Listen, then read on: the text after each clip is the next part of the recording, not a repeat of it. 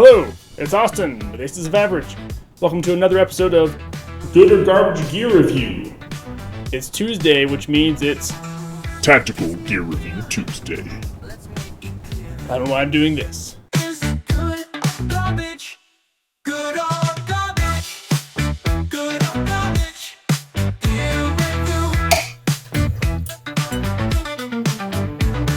Today we're reviewing what might be one of the most underrated concealed carry pistols out there.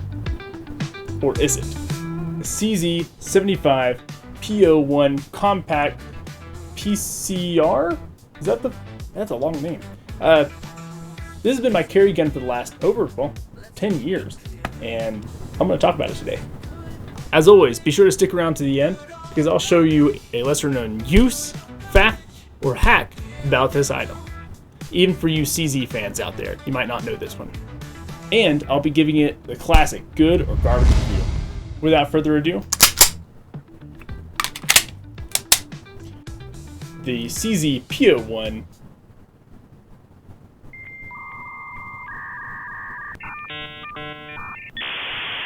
the CZ-75 P01 Compact PCR. Wow, that feels like it gets longer every time. So what is the CZ-75 P01? So the CZ-75 is a classic firearm, legendary. In fact, it's been around since the 1970s and has been loved by military, police, and competition shooters around the world. So this is a compact version with a rail. The PCR stands for Police Czech Republic. And what that means is this lower is aluminum. It shaves off some weight, I guess adds some weight compared to a lot of the modern polymer weapons, but it is super robust. This firearm was built to be a robust duty weapon, but still be light enough to be carried every day by law enforcement. And just in case you're curious, we are clear, mag is empty, chamber's empty.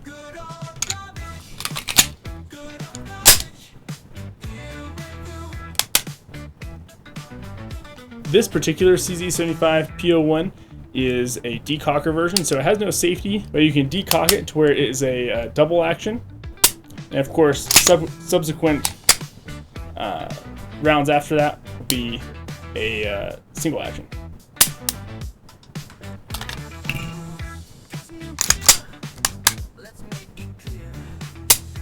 Here's a close-up on the decocker and the trigger pull.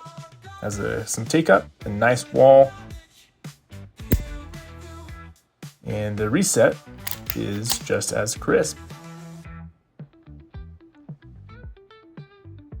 This has one of the best trigger pulls out of any compact carry gun I've ever felt. I may have felt better triggers before, but only on boutique guns, and this one has a decocker, so it's excellent for that. This is a classic, 75 compact, so the metal slide, the steel slide, rides inside that aluminum alloy frame at the bottom. This creates a very low bore access for the barrel, which reduces recoil. However, I will say a negative here is that it's pretty difficult to grip. You'd think these serrations would be good enough, and once you're used to it, they are. But you give anybody this gun, this spring is so strong, and the slide is so thin here, it's really hard to grab. People usually grab the frame, or they slide off. It takes some getting used to for sure. I have a classic TLR1 Streamlight here on the bottom. It fits great. Magazines are blued. It comes with 2 magazines. They hold 14 rounds, plus 1 in the chamber, makes 15. Okay, let me rattle off some of these specs for you that I have over here on my notes. So of course it's the 9mm, it's a 14+1 capacity. The barrel is 3.75 inches, so 3¾ inch. It weighs about 27.5 ounces unloaded. That's pretty heavy compared to a lot of our modern polymer guns. The trigger, of course, as I mentioned, is a double single action, so we can decock it, long, heavy pull.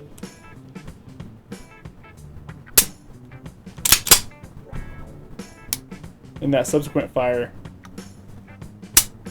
pretty short. I've owned this pistol for probably close to 10 years now, shot well over 1,000 rounds through it, and it's been through dust, dirt, ice, and snow. I've put some very questionable ammo through this guy, some of which did fail to cycle cleanly. I don't think that was the firearm's fault at all. Pretty much it's always been feeding issues, and that's because the reloads I've been using are not always very concentric, because I bought them super cheap years and years and years ago, probably close to 8 years ago, and I've just been shooting through those for a while now. When I do use actual properly manufactured rounds, plus P rounds, whatever, it has no issue. The only real complaint I have is the factory sights. Hopefully you can see that there. They're not very good. They actually came with white dots on them, but they are so dull. I actually put some green paint, didn't seem to help at all.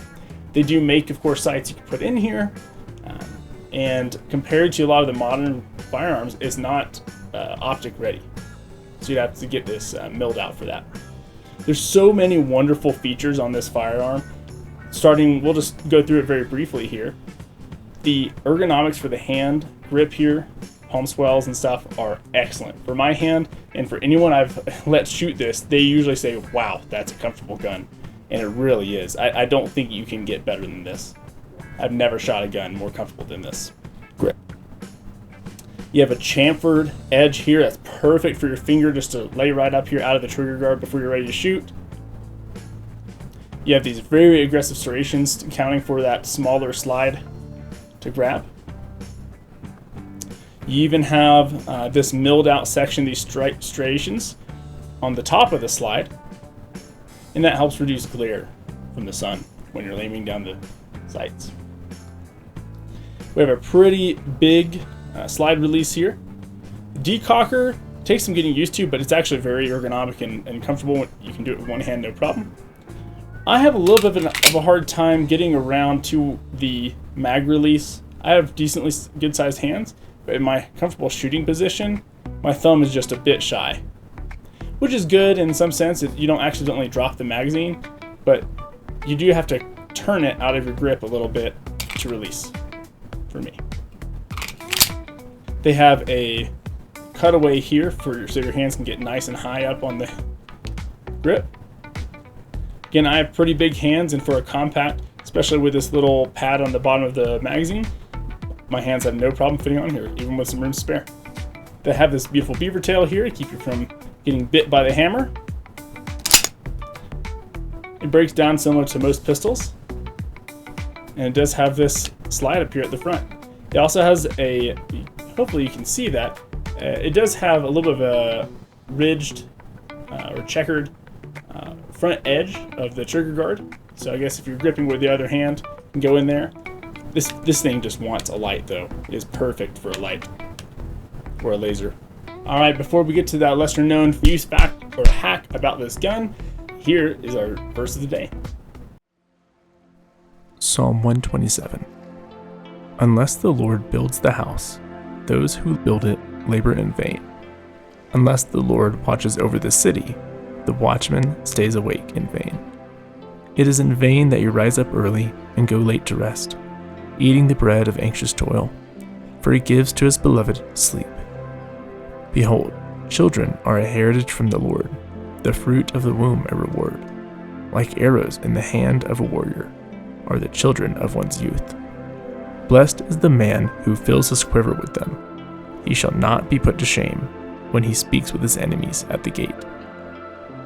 To me, when I read this psalm, I was initially very confused. At first it's talking about building a house, then watching over a city, and rising up early, all things about going to your work, your actual workplace. But then it seems like a juxtaposition in verse 3 when it says, behold, children are a heritage from the Lord. And it continues on about children. And then the more I thought about it, and I read a commentary from Charles Spurgeon, it is so clear to me now that even back then in biblical times, this is Solomon's time, people were prioritizing their profession over their home. People can build houses and even build cities and work hard to protect those cities, but once they die, those things are in the hands of the next generation. What we've got to realize here is that our children and our home is our highest priority here. Not only that, but you cannot build your home, you cannot build up your children, you cannot build up your house, you cannot build up your city or protect your city without relying on the Lord and His grace. That's all for today.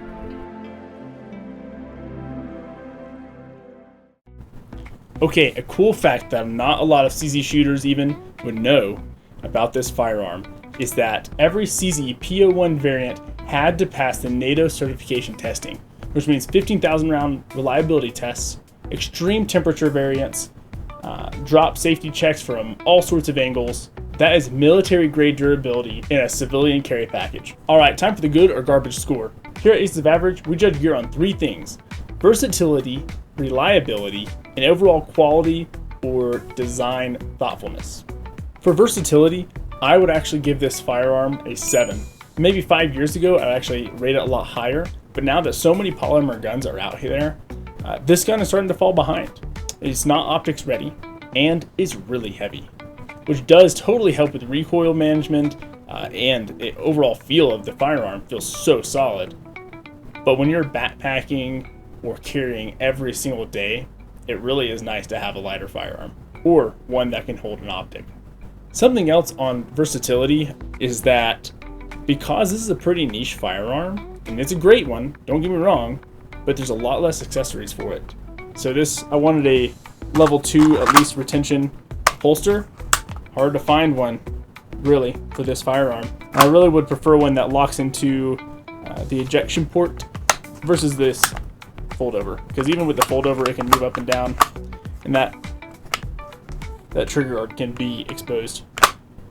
Reliability, I'm going to give it a 9 out of 10. That's only because I do have some experience with reloads not going in there all the way. I do think that is probably due to the actual ammunition, not the firearm itself, but hey, I do want to give it that caveat. Not only that, but because it is a hammer fire, you can get debris and ice and stuff build up in between the hammer and the firing pin. Now, I've actually experienced this on hikes. I didn't shoot the firearm, so odds are I probably would have fired fine. But after going through hikes, I was actually wearing this holster, just like this. I was hiking through some pretty serious terrain, going kind of on my hands and knees, crawling up steep embankment in the snow. And yeah, I looked down, packed full of ice and snow. Again, don't know if that would have caused issues, but I can't give it a 10 out of 10 reliability considering a striker fire pistol wouldn't have had that issue. Hey, it's Austin in Post. I forgot to show the quality score, but it gets a 9 out of 10. For all the reasons I showed earlier, all the different chamfers and milled edges and checkering that I showed on the actual construction, everything down to the way the magazine flips out or kicks out with the spring, is an excellent firearm. Maybe higher than a 9, but I just want to leave some room for improvement in the future. Well, on a scale from 1 to the smell of fresh gunpowder on a fall morning, the CZ-75 Compact PCR P01, if I said that long name, gets. That means it's a certified good piece of kit. That's it for this episode of Good or Garbage Gear. Feel free to rattle off in the comments why I'm wrong about this pistol, or maybe why I'm right. Also, feel free to throw in there what other gear you'd like me to review. Alright, that's it for this episode of GoG. Stay sharp, stay thankful. See ya. Let's make it clear.